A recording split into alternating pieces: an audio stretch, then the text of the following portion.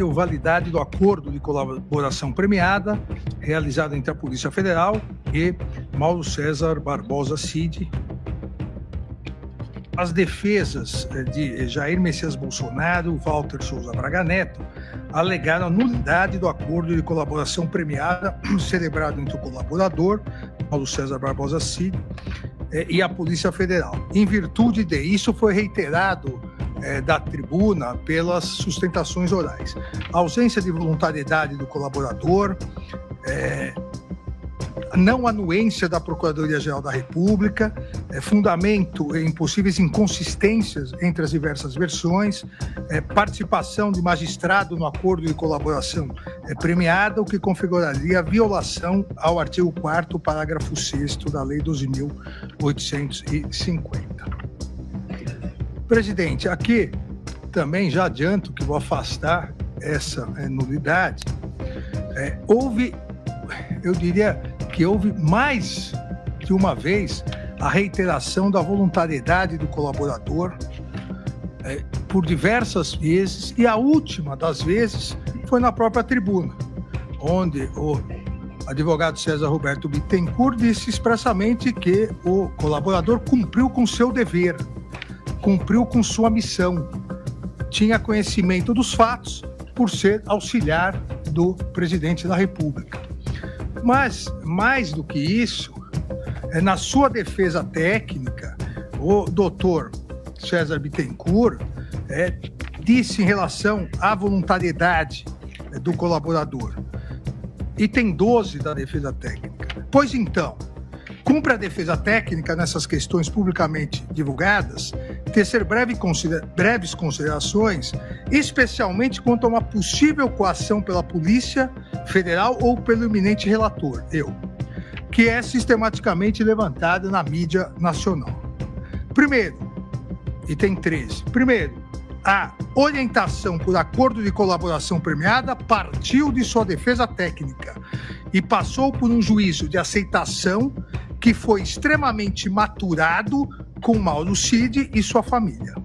Item 14 da defesa técnica do colaborador. Segundo, quanto ao fato de Mauro Cid estar preso ao tempo da celebração do acordo, trata-se apenas uma circunstância processual de uma investigação com tamanha envergadura e que, evidentemente, ao ajustar um acordo, impunha a colocação de uma cláusula que lhe restituísse imediatamente a liberdade, assim que fossem minimamente comprovadas as informações prestadas na colaboração, como de fato foram. Continua a defesa técnica do colaborador Mauro Cid. Item 15. Terceira razão. Em nenhum momento, aqui é muito importante, depois eu voltarei a isso, em nenhum momento Mauro Cid ficou sem a presença de seus procuradores, seja junto da Polícia Federal ou mesmo nessa corte. Todos os atos de colaboração contaram desde o início com a presença e aval de seus defensores. Jamais a defesa constituída admitiria qualquer espécie de coação ou induzimento na prestação de informações por Mauro Cid. A defesa jamais admitiria ou se submeteria a qualquer ato de coação ou na negociação do acordo que comprometesse o seu mais amplo direito de defesa. Um contraditório legalista, elementos do devido processo legal, garantido pela Carta Maior. E conclui a defesa de Mauro Cid, item 16. Feitas essas premissas, demonstrado está, exime de toda dúvida, a validade e rigidez de todos os termos do acordo de colaboração premiada firmada por Mauro Cid. O réu tem o direito fundamental, essencial, sagrado de não se autoincriminar. Mas ele não tem a obrigação de mentir. Ele pode ou não, de acordo com a convicção pessoal e da sua defesa técnica. Mesmo nos Estados Unidos, o ministro Alexandre falou há pouco sobre soberania, e há pessoas que acompanham, às vezes, mais do que as instituições dos Estados Unidos do que as brasileiras. E em homenagem a elas, eu lembro que nos Estados Unidos, em relação não ao 8 de janeiro, mas ao 6 de janeiro, houve 1.583 acusações lá no 6 de janeiro. e desses, aproximadamente 1.000 réus se autodeclararam culpados. É claro que há as singularidades do sistema jurídico dos Estados Unidos, mas lá também há esta figura, com outros propósitos, obviamente, em que o investigado, o acusado, o réu, eventualmente, em busca de benefícios, reconhece a prática de atos típicos e antijurídicos. Então, não vejo nenhum tipo de irregularidade, nenhum tipo de inconstitucionalidade, rejeição moral. É muito difícil crer que um coronel do Exército Brasileiro, uma alta autoridade militar, seria facilmente intimidado, uma vez que, como disse o ministro Alexandre, nós próprios que aqui estamos temos esse treino, e a toga é apenas um sinal de independência, contra as covardias daqueles que atacam o Poder Judiciário. Há pessoas que acham que é um ato de coragem atacar o juiz. Não, é uma covardia, porque ataca um poder desarmado, e ataca tentando intimidar, e ataca quem não pode responder com paridade de armas. Então, nós temos aqui, inclusive, essa capacidade de resistir contra atos covardes, que infelizmente marcam a cena pátria. A ministra Carmen foi relatora do importante caso em que o tribunal declarou a inconstitucionalidade da chamada legítima defesa da honra. Por quê? Porque, às vezes, se acusava mais a vítima do que propriamente quem estava sendo julgado. Isso, às vezes, acontece também em relação ao julgador. Então, do mesmo modo, por simetria, eu não quero crer que uma autoridade militar do alto escalão do Exército Brasileiro, que fez juramento, inclusive, de pôr a sua vida a serviço da pátria, que tem treinamento militar, iria se intimidar numa audiência conduzida pelo ministro Alexandre de Moraes, que cumpriu, neste caso, não uma possibilidade, ele cumpriu um dever. Grave teria sido se ele não tivesse feito a audiência. Direitos de quem participa do processo deve fazê-lo com boa fé. E delação premiada é algo muito sério, tanto que nós temos jurisprudência no sentido que não podemos nem admitir a denúncia só com base na colaboração premiada. 9 delações representam nenhuma delação. Ou, então, o enquadramento no parágrafo 17 do artigo 4, que diz assim: o acordo homologado poderá ser rescindido em caso de omissão dolosa sobre fatos objeto da colaboração. E eu não tenho a menor dúvida que houve omissão, tanto houve omissão que foram feitas 9 delações. E, na verdade, nós estamos, assim, num momento em que é preambular, o Ministério Público se desenvolveu para esse momento de juntar outros documentos, outros fatos, enfim. Mas, evidentemente, pelo que aqui se observou, esse colaborador recalcitrante, ele certamente vai ser ouvido em juízo sob contraditório e obedecido pelo devido processo legal. Eu até pediria até uma gentileza de eu poder ir assistir essa oitiva. Mas realmente eu vejo que nesse momento não é um momento próprio, porque a delação ela tem eficácia quando se verifica se procedem aquelas afirmações em relação ao momento final do processo. Mas vejo com muita reserva 9 delações de um mesmo colaborador, cada hora acrescentando uma novidade. De sorte que, em se tratando desse momento, eu me reservo o direito de avaliar no momento próprio digamos assim, legalidade, a eficácia dessas delações sucessivas.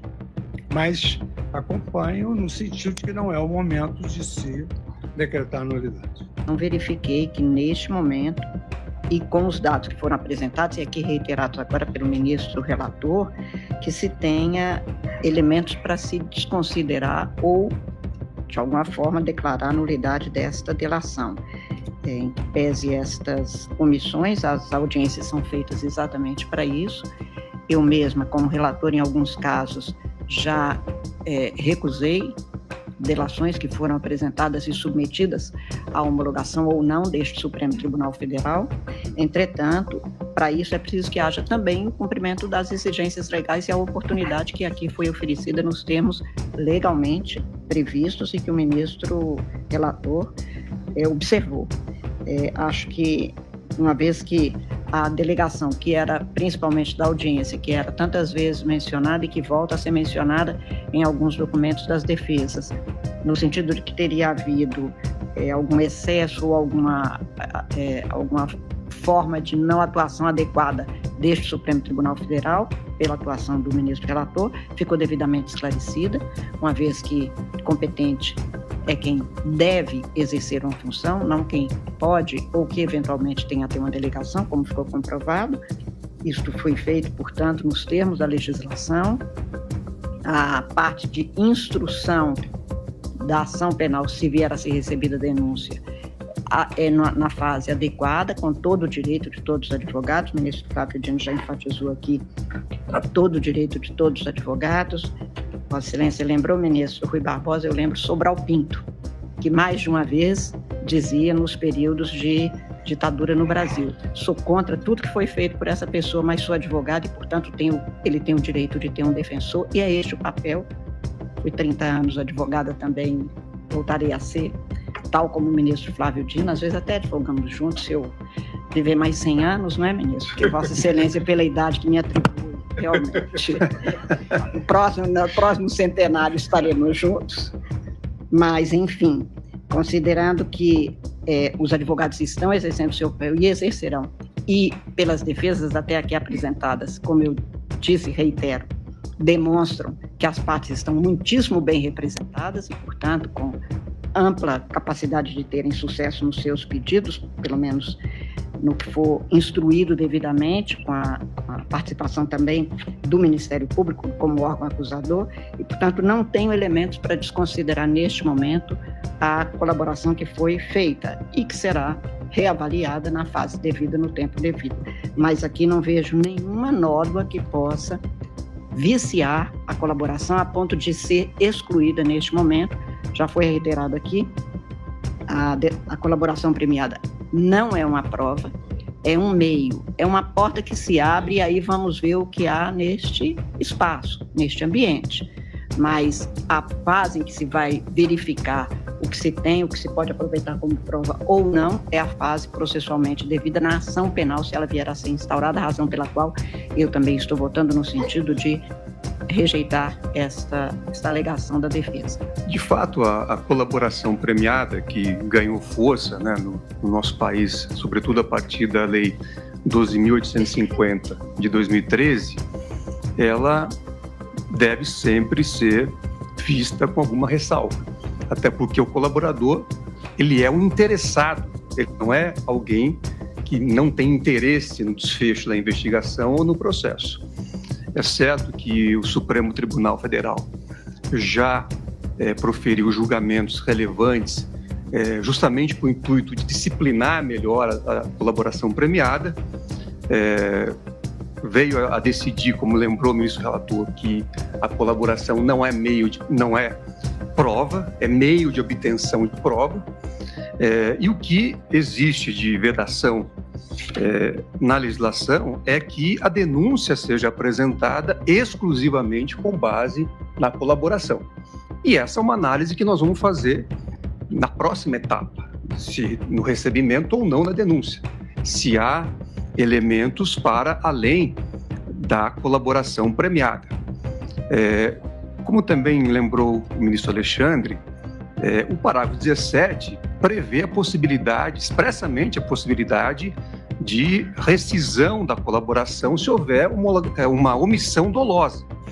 Ora, cabe ao juiz, no caso ao ministro relator, verificar, inclusive com a possibilidade, né, de ouvir o colaborador, se houve essa omissão dolosa. Então, na minha compreensão, a audiência que foi realizada e questionada, ela atende exatamente os termos da lei e atende também a possibilidade de contraditório para o próprio colaborador.